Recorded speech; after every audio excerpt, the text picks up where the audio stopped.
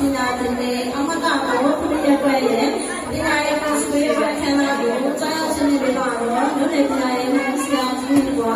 အချောရဲ့ဒီရဆရာတဲ့ကျောင်းတော်ကြီးဖွဲ့ဝင်ကကျောင်းပြီးမှကျောင်းကြီးနာနဲ့ဆရာဆရာမများဒီပါများအားလုံးကိုလာပါအားလုံးလို့ပြောဆက်တာပါရှင်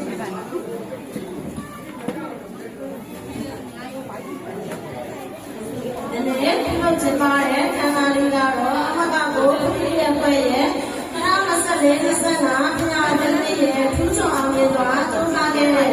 ထူးချွန်တဲ့ကလေးတွေကိုဆုချီးခြင်းနဲ့ခန်းသားလေးနဲ့ဖြစ်ပါတယ်ရှင်။ထူးချွန်ဆုတွေကိုပေးရတဲ့ကြားရင်ကတော့ထူးချွန်တဲ့ကလေးတွေကိုဆက်ရရှိအောင်စူးစမ်းထားခဲ့တဲ့ကလေးတွေသူတို့ရဲ့စူးစမ်းမှုတွေကိုကျမတို့ကအသိမှတ်ပြုပြီးတော့ဂုဏ်ပြုဆုပေးခြင်းနဲ့ဒီခန်းသားလေးကိုပြုလုပ်ကြပါစေဖြစ်ပါတယ်။ကလေးတွေရဲ့ပညာရေးကောင်းမွန်မှုဆိုရင်ဒီပါနဲ့ဆရာကျောင်းသားပူပေါင်းမှာကလေးပညာရေးကောင်းဆိုတဲ့စာမုတ်တိုင်းပါလေ။ပညာရေးလုပ်တဲ့လူအားလို့ဆိုရင်ကျမတို့ဆရာဆရာမတွေကိုတခုနဲ့မပြီးပါဘူး။ဒီပါရဲ့ဆရာရဲ့ကျောင်းသားရဲ့ကောင်းပြည့်တဲ့ပညာရေးဖြစ်လို့လည်းလိုအပ်ပါတယ်။ဒီပါရလည်းကလေးတွေကိုကျောင်းပေါ်ရအောင်လုပ်ပေးမယ်။ကျောင်းသက်မှန်အောင်လုပ်ပြရပါမယ်။ဆရာအမှုဆိုင်ရဲ့ကျောင်းကိုပုတ်ပေးမယ်။နော်မိမရဲ့ကျောင်းလေးပေါ့။ကျမတို့မိမရတဲ့ကျောင်းကိုလည်းအောင်ပုတ်ပေးတယ်။ပုတ်ပေးမယ်ကျောင်းသက်မှန်တက်မယ်ဆိုရင်ကျမတို့ဆရာဆရာမတွေဘက်ကလည်းဆရာဆရာမတွေရဲ့ကျောင်းကိုခြေပေါ်အားကျောင်းမှာသင်ကြားရေးစနစ်တကျသင်ကြားပေးမယ်။လိမ္မာရေးတွေကိုလိမ္မာဘယ်စိတ်ပိုင်းဆိုင်ရာတွေကျင်းချင်းသိမ့်ဝဲအောင်အစစရရသင်ကြားပြသပေးဖို့တောင်းရတာကျမတို့ဆရာဆရာမတွေရဲ့တောင်းရတာမိဘတွေဘက်ကလည်းမိဘတောင်းရင်ခြေပေါ်အောင်ကျောင်းကိုရောက်အောင်ပို့ပေးဖို့လိုပါတယ်အဲ့လိုမျိုးမိဘရဲ့ဆရာရဲ့ကျောင်းသားရဲ့တောင်းဖို့ပူပေါင်းပြီးတော့ဒီညွတ်တဲ့ပြည်ရဲ့ပညာရေးဖြစ်တဲ့ဆိုရင်ကျမတို့ကျောင်းသားတွေကထူးချွန်ဖက်တဲ့ကလေးတွေဖြစ်လာမှာပါအဲ့လိုကလေးတွေပေါ်ပေါက်ဖို့လည်းကျမတို့အဲ့ဒီလက်နေမိဘရောဆရာရောကျောင်းသားရောအဲ့ဒီလက်နေဆောင်ရွက်သွားဖို့လည်းလိုအပ်ပါတယ်။အဲ့လိုကလေးတွေကိုစုချင်းချင်းဆရာကြီးပြောတာလေမိဘတွေအနေနဲ့သိစားနားထောင်လို့ဆိုရင်အားလုံးကပြည့်ပြည့်စုံပါတယ်။ကျမတို့ပြောချင်တဲ့အကြောင်းအရာတွေကိုကျမတို့ရဲ့မြို့နယ်ပညာရေးဆရာကြီးကပြောပြသွားတဲ့အကြောင်းအရာအားလုံးဒီမိဘများသိစားနားထောင်ပြီးတော့မှတ်သားလိုက်နာမယ်ဆိုရင်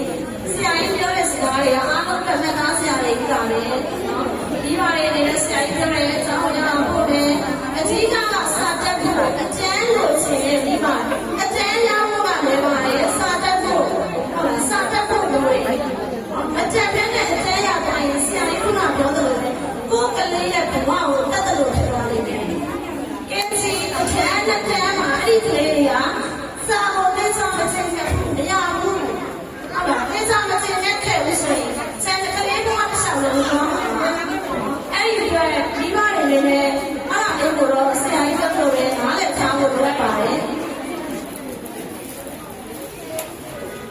ဒီမှာတော့မများဘူး။ဆရာကြီးလည်းပြောပြီးတော့အဲ့ဒါကျမနည်းနည်းပြောချင်တာကနားလည်မှုတွေနည်းနည်းလွဲနေပါတယ်။နားအမလည်းပြောသွားတယ်။ဆရာဆရာမတွေရဲ့စူးစမ်းအားထုတ်မှုတွေနည်းနည်းလေးနည်းနေတယ်လို့ပြောတယ်။ဒါပေမဲ့ကျမအနာဂတ်ပဲဖို့ဆိုတာကအနည်း20ကျော်တာပဲတက်ဆောင်ခဲ့ပါတယ်။ကျောင်းတာပဲနဲ့ကျမအများကျောင်းလုံးစူးစမ်းခဲ့တယ်။ကျမကမှတရားလုံးဒီဆောင်တဲ့တဲ့ကလေးဘုံဘုံရှိကြပါဘူး။ကျောင်းမှာ grade 9ရှိတယ် grade 9ကျောင်းသားတိုင်းကဲစီမစ grade 9ကျောင်းသားကျောင်းသူအားလုံးကိုစာတက်ပါတယ်စာဖတ်တက်ပါတယ်ဒီမှာစာဖတ်တဲ့ကလေးနည်းနည်းရှိနေတယ်အဲ့ဒါကျမတို့အဲ့ဒီလေးကိုကျမရောက်တဲ့အချိန်မှာဘလို့တက်အားတင်မယ်ဒီလိုဆောင်တဲ့ဆရာမတွေကကျမတိုင်းနေတယ်ဒီနိုင်တယ်ဒီကလေးကိုငါတို့ဘလို့တက်အားတင်တယ်တကယ်မှမတက်ဘူးဆိုရင်မရစာလေးမရဘူးလားငါတို့ဘလို့တက်တယ်ဒီနိုင်ကြတယ်တိုင်းနေကြတယ်ကလေးမျိုးကိုစခေါ်တွေ့တယ်လက်မခံပါဘူးနော်ဒီလိုတော့ဆရာမတွေကအားနေလို့မဟုတ်ဘူးဒီတန်းမှာစာမတက်ဘူးဆိုရင်သူ့ငယ်လေးကမိဘကကြားဖို့ပုံမှန်မဟုတ်ဘူးမပို့တဲ့ခါမှာစာတင်အချင်းတန်းကိုစာပြည့်စာမပို့တဲ့အတွက်တနေ့တင်တဲ့စာအစ်တွေကမရဘူးမရတဲ့ခါမှာကျမတို့ရဲ့စစရစာဥတိုင်ရဲ့တန်းကအဘောမှာဖြစ်တဲ့အတွက်သူကအတန်းရောက်မိဘ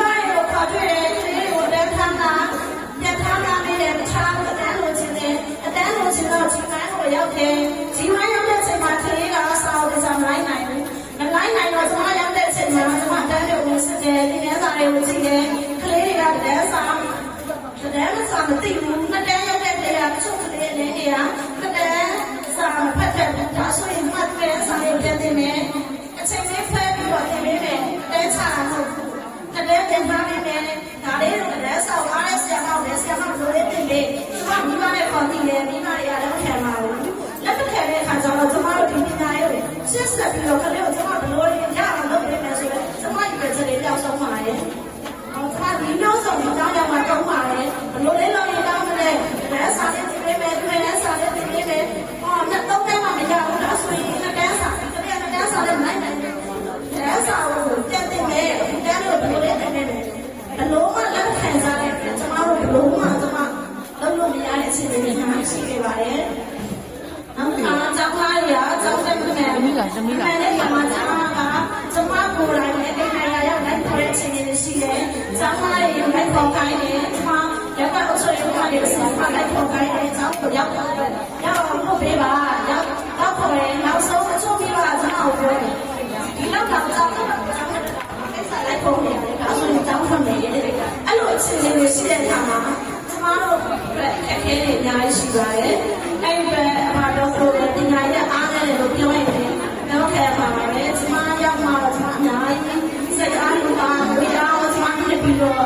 အဆဆရပြည့်ရက်ပတ်ကြောင်းလေးနဲ့ကျွန်မတို့တက်အောင်တော့လုပ်ဆောင်နေပါတယ်အဲ့ဒီချိန်မှာဘာလို့ရှိလဲဆိုတော့မိဘတွေကိုပြောတာမဟုတ်ပါဘူးမိဘတွေရဲ့အားနည်းချက်တွေအများကြီးရှိတယ်လို့ကျွန်မတို့မြင်ပြီးပါတယ်ကျွန်မမိဘတွေဘက်ကဒီလူမျိုးပဲမဟုတ်ဘူးနေမယ်မိဘကလည်းအားပါမယ်ဆရာဆရာမတွေကိုလည်းကျွန်မဆရာဆရာမတွေကိုကျွန်မရောက်တဲ့အချိန်မှာအားလုံးကိုကျွန်မအကောင်းဆုံးဖြစ်အောင်လုပ်လည်းလုပ်ခိုင်းပါတယ်ဆရာဆရာမအားလုံးလည်းအကောင်းဆုံးလုပ်ပါကလေးတွေကိုစာသင်မှာမရတဲ့ကလေးကိုဖယ်ပြီးတော့ပြောတင်မှာကျွန်တော်တို့ပြောပါတယ်ဆရာဆရာမတွေဘက်ကလည်းလက်နေနဲ့ဒီစူးစမ်းတယ်မိဘကလည်းအားပါလို့ဆိုရင်ဒီသူတွေရဲ့ကြောင့်တဲ့ပညာရေးကရခိုင်လိုပဲပြန်ပြီးတော့တိုးတက်ကောင်းမွန်လာလိမ့်မယ်လို့ကျွန်မမျှော်လင့်ပါတယ်